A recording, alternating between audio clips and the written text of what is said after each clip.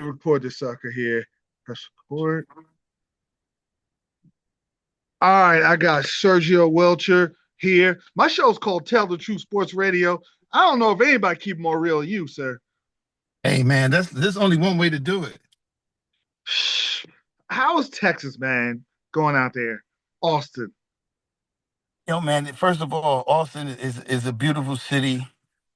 You know what I mean? It's definitely a place that he enjoyed being at. The University of Texas is just that as far as, academically and the way the facilities and just the history that comes along with it, it's just a great opportunity to be a part of it. Well, this is C.J. Wilcher's father and Simeon Wilcher's father. And Simeon played at Texas. It was a pretty good year. What's your assessment of the team? Everybody has their own philosophy and approach to basketball. And sometimes situations go the way you expect them to, and sometimes they don't. You know what I mean? I just think that there was opportunities that the guys that could have made their transition into this tournament a lot easier. But I mean that's how it goes. You're talking about the new era in basketball, where it's very hard to have continuity. Yeah. You know what I mean? It's very hard to, you go into a situation where guys have to figure out what your role is and what your job is and how you deal with these persons individually and all those things. So, it's as you see now, there's a lot of teams playing a lot better basketball this time of the year. You know what I Yes. mean? You done spent all this time together. And again, that's just the nature of the beast. It's the Every nature of year the is beast. every year is a 1 year contract. You know Oh, what I mean? yeah. Every year is a contract year. It's professional basketball, to say the least. So you're rematching NC State again? Oh man, it's gonna be a beautiful thing, man. I'm a fan of Will Wade, Quadre Copeland. These guys. They are guys that I've watched. I watched a lot of these guys grow up through the grassroots part of it, and just I to like see that. them at this point, experiencing this thing at this level, is something to be proud of. Now, you play NC State again. If you Mhm. beat him, you got to see that monster on BYU. Oh yeah, AJ, he's the number one pick in the draft to me, you and really think so? A Cuff is number two from Arkansas, and then I go Peterson because Let me I tell. can't All right, mess look. around. This Let me tell you draft is something. Let me go let me tell ahead. you something. Let me tell you something. The A Cuff kid is is reminds me of some people say D Rose. I'm looking like a Stephon Marbury Oh, 2.0, bro. You know what I mean? Very very skilled. Can score from all three levels. To me, if you look at what transitions over into the NBA right now, yeah, is a kid that can score the ball and willing to make the play for his teammates. And if I had the number one pick, and I'm an AJ fan. I've known him forever, watched him play forever. DP. I know his dad. He's a great kid. I had spent time with them in Chicago one time at a Chris Brickley event, and he's definitely a pro. But it's just a matter of preference, man. It depends on what team gets the opportunity to pick and where they are with their roster. So you can't go wrong with any of them. if you do beat NC State, your game against BYU, you could consider maybe the best first round game of the whole tournament because that's a game Oh yeah. I will look forward to. Yo, bro, listen to me, man. I want that so bad. I think it'd be a great opportunity for the guys. First of all, the seniors at Texas. Those guys that stayed, and and wrote it out. I think it's a great opportunity for them to go out and finish their college careers. With some high level basketball. Like this is really what you sign up for. Yeah, It's not always going to work out the way you expect it to work out, but you have to remain professional and understand what your responsibilities are listen, and live within that. you got 6 to 7 games to prove the whole season different. I've seen teams make runs from the play in on. It's just a matter of if you can catch fire, get that chemistry, get rolling, and go from there, man. It really comes a point now when you look at these kids or a lot of these veteran laden teams where, my message to my Texas guys is like, you're really at a point where, you don't really know growing up and coming in when you're going to take your last meaningful rep on a basketball court. But what these guys do know that this could be the last time they play college basketball. And Yeah, I challenge them to give it all they have, play the right way, play with and for each other, and let the chips fall. You know, that that's perfect. That's perfect. Now we're gonna do bracketology. The East, yo, I'm riding with. And I'm gonna let you break it down. I like UConn over UCLA. I like see, Michigan. I like. Listen, I'm a Dan Hurley and Kamani fan. Mm-hmm. Don't sleep on that UCLA team. No, they on fire right now. I do agree with you. They on fire. I'm putting my trust in Hurley. Uh, Plus, I got a little agenda because Mike Nardi comes on my show, so I got to root for you. I got to root for you. That's why I got to root for Texas. You came It's on. all. Y'all made the tournament. I was happy. You gotta love them Jersey guys, man. That's what we do. Yes, yes, I love the Jersey guys, but Kansas could make a run. I'm picking St. John's because of how tough they've been playing. Kansas, I can't sleep on them, but I still think St. John's going to get them. I like TCU over Ohio State and then giving Duke trouble because I love my man Jaden Pierre. I'm gonna go Jersey guy. Man, they Again, got a some good great players. Jersey situation, bro. You can't get me to root against a kid that, I've known Oh for a no, long time, man. So, yeah, I'm just happy that these kids have this opportunity. I really want them to understand that how huge it is, because, nowadays, they downplay, certain things like this is huge, man. Like you get to play in the NCAA tournament, yes, on national television, the whole world yes, watching, and when they say your name, they're going to say the town that you're from, and so you really playing not just for yourself, you're playing for your state, you're playing for your town, of course, first and foremost, you're playing for your family. And, to have the opportunity to do that, is only the top 1% that get that opportunity, man. So regardless of whom or what, if you get to lace them on and be on True TV or TNT yes. and all this with more people watching than ever before in your life, you can't be mad at that. Now we could see Edgefor versus Boozer in that Sweet 16. How good would that be? I think it'd be good, man. But I think it'd be good. But I would, I'm a Zuby fan. I think he brings a lot to the table in different ways. He does so much. So the matchup would be like Subi can score and rebound, but he also can create and pass the basketball, and willingly does so. And what he brings leadership wise and vocally Oh yeah, and is unprecedented. And I commend Coach for recognizing that and fostering and helping him grow and become who he is right now. Big East Player of the Year back to back at St. John's. It's been a long time since that's happened. yeah, and you know what? He's not going to back down. You saw him against Reed. He's battle tested. He's been there. You know how great Boozer is, so that's a great matchup. A lot of people, and I could understand if Duke goes. I got a feeling we're gonna see St. John's and UConn again for a fourth time. I think Hurley gonna get another shot at this because they got trounced in the Big East tournament. Yeah, I that think happens, Hurley and man. Patina. That happens Oh, when the you Big play East teams tournament. all the Oh time. my goodness. We've watched that before. We've seen that before. We've Yes. seen this movie before. So, Oh in reference to, you know somebody so well, that's just like, two, three times hard to beat somebody three times or even twice when yes. you know exactly who they are and what they're gonna do. So, I I mean, want to give you a story. My first Big East tournament I covered was Pittsburgh UConn. It was the triple overtime game where UConn won. I mhm. go back the next year, Pittsburgh destroys UConn. It was totally different. It was the same group of guys, but it was totally different. And Knight from Jersey did what he did, and they ended up showing and proving and winning that. So I do understand how that is in the Big East tournament. But I Absolutely. I would love that. It would be such great theater. You got a lot of great coaches. Izzo, Shire, and Patino, and Hurley. Man, What how a about this though? Wait though. We can't talk about Jersey and not talk about how Shaheem Coach of the year. Hello. no, should have been a tournament Should team. have been in the tournament. Should have been in the tournament.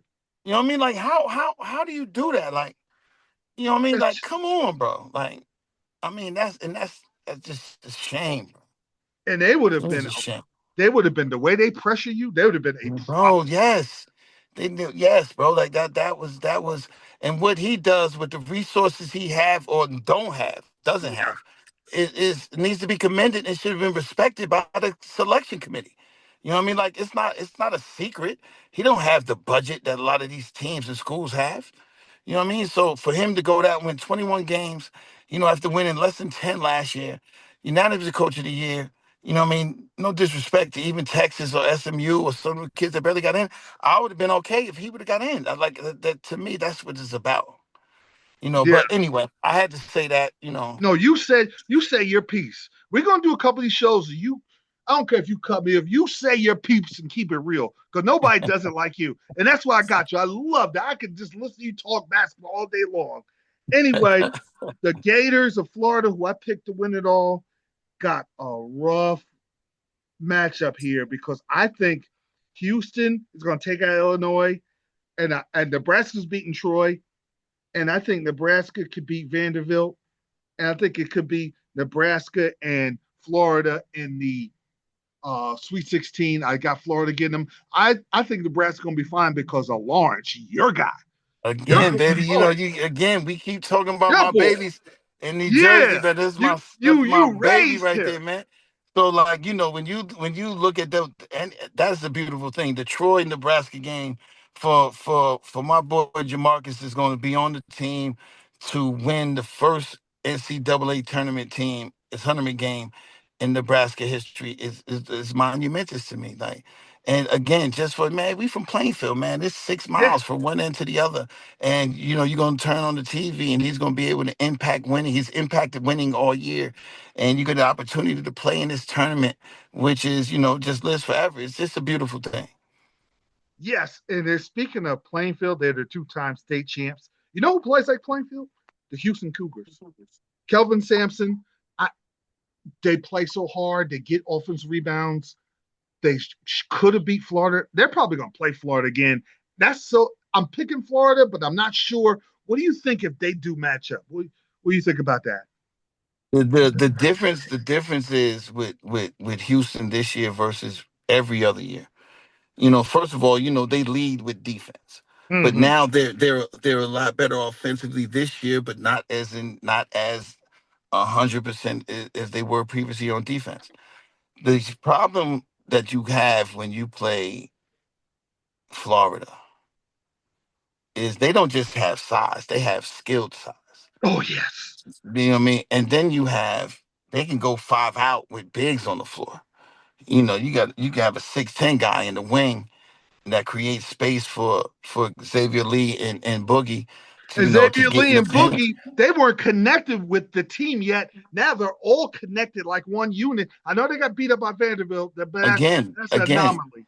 just like I said, each one of them guys came from different situations. In order to make it mesh, and then you got to incorporate. Neither one of those guys played with the type of guys that they have on their team in college at the previous school. You know what I mean? So, that takes time. I respect Coach Golden for even allowing them to go through that process.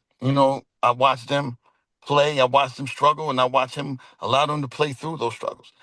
Which means that's why they get to a point where they would have success and all that. And that's the Yeah, impact of good coaching. that's definitely the impact of good coaching. And so I'm gonna move on to what I believe is going to be not chalk. I love. I would have picked Texas Tech to come out with if Toppin was here. That was a team I Yeah. loved all year long. Yes. I love their Yes. guards, but Yes. no, I don't. I don't like that. I'm not liking Kentucky. I think Santa Clara can upset them, and I got Iowa State, and I'm not liking that. Alabama's a mess because I was watching the news about what's going on, and Michigan's really good, but they're missing one of their best players, and I'm rolling with Iowa State. I'm gonna tell you why. They're one of the best passing teams in the country. I love Mm. Jefferson. Jefferson's a guy. I'm a Laker fan. I want him to play with Luca. Jefferson's that big, that can run the point, that can play the power forward, that can play the small forward, that cuts to the basket, that can see the floor with super IQ. They're so good, and their point guard tough as nails. Again, we talking about the effect of good coaching. You know what I mean? And a coach that you recruit to your strength.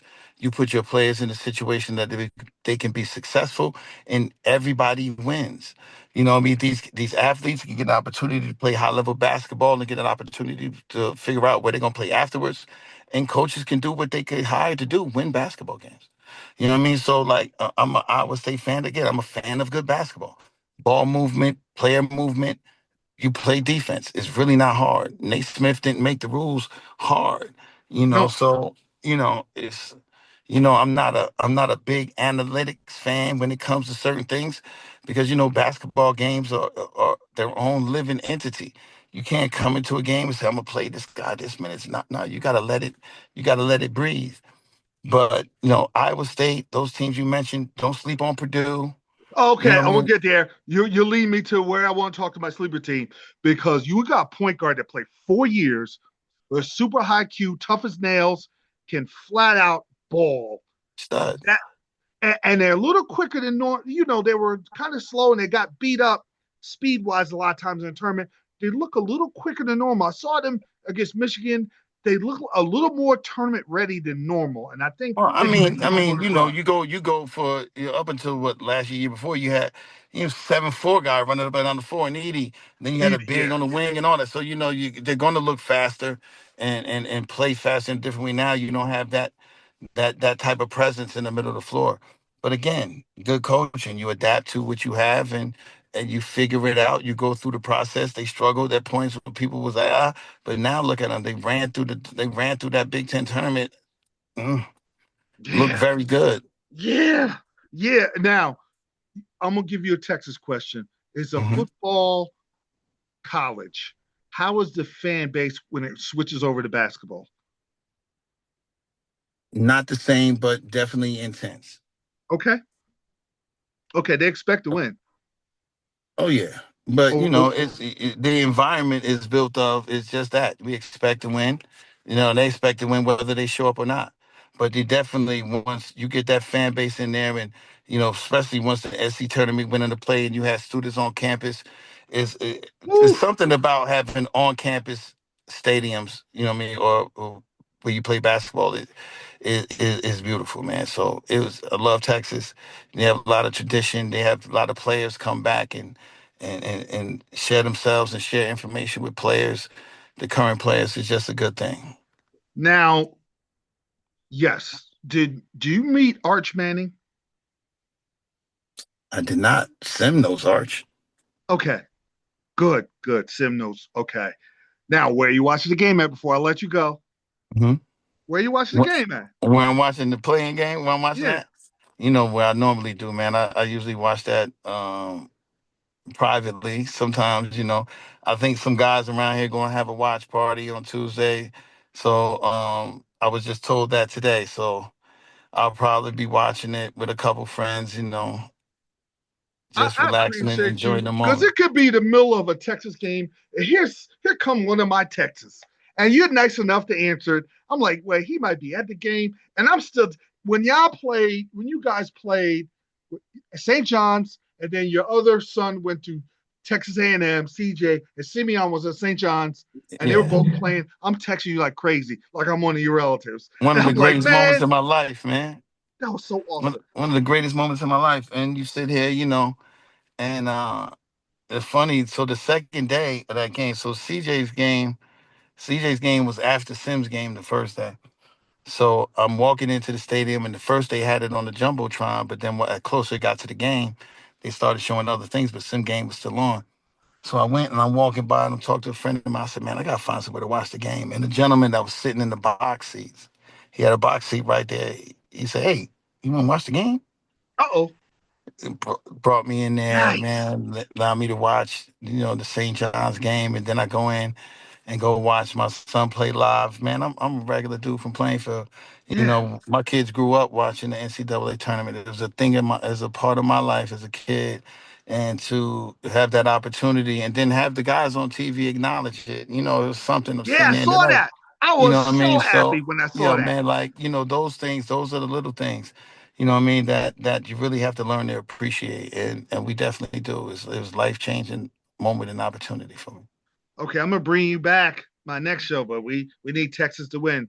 If we don't, I'm gonna get Sim and talk about Got you. his career. So we got this. I'm gonna try to get Got you. Gene Smith and some of the Georgetown players. So Come on, man. we gonna Come make it a on, man. party. We're Come gonna on, try to man. make it one big party where You we get all my can. Georgetown guys. I'm about to go dig out my Georgetown starter jacket, man. Oh, did you have the sneakers? Oh, come on, man. Oh, I'm The jealous. Hoya The Destroyers, gray man. and blue Nikes. Come Oh, on, man. Come I on, want man. that so bad. I had to have them. Had to have them. Oh, you had the Georgetown blue jacket. Yeah, absolutely. Oh, I was Hoya paranoia, bro. Yeah, we all were. Oh man, what? Okay, listen, save some of that tomorrow. You let's go get this win against NC State so we can keep this rolling, man. Got you, man. I appreciate you so much, Ron. I appreciate you.